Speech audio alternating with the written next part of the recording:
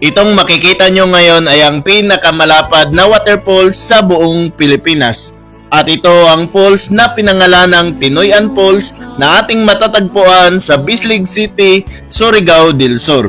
At alam mo ba na ang Tinoyan Falls na ito ay tinagurian rin itong Niagara Falls ng Pilipinas dahil sa sobrang taas at lapad nito. Tunay na kamangha-mangha ang bagsak ng tubig na tila kortina ng kristal na bumabalot sa kagubatan ng Mindanao. Dito mo mararamdaman ang preskong simoy ng hangin, ang musika ng kalikasan, at ang hiwaga ng paraisong tago sa mata ng karamihan. Isa itong perpektong destinasyon para sa mga naghahanap ng adventure, peace of mind, at koneksyon sa kalikasan.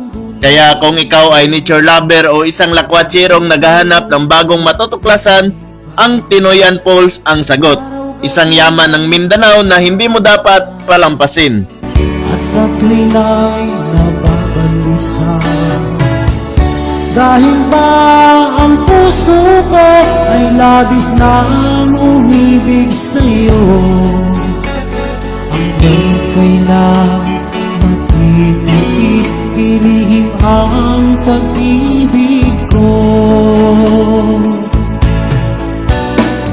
Ano ang gagawin sa utos ng damdamin at para bang hangin na kahirap pigilin?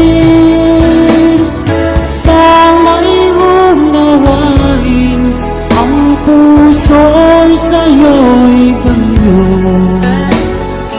Nais kong malaman mo na iniibig kita.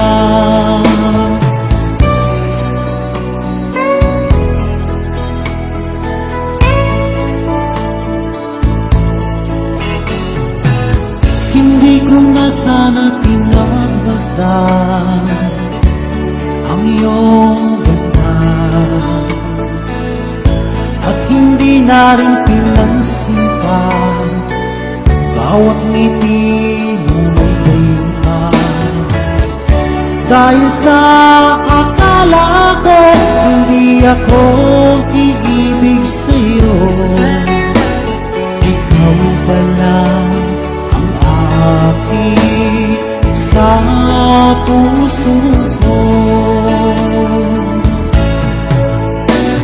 Ano ang gagawin sa utos ng damdamin para bang hangin na kay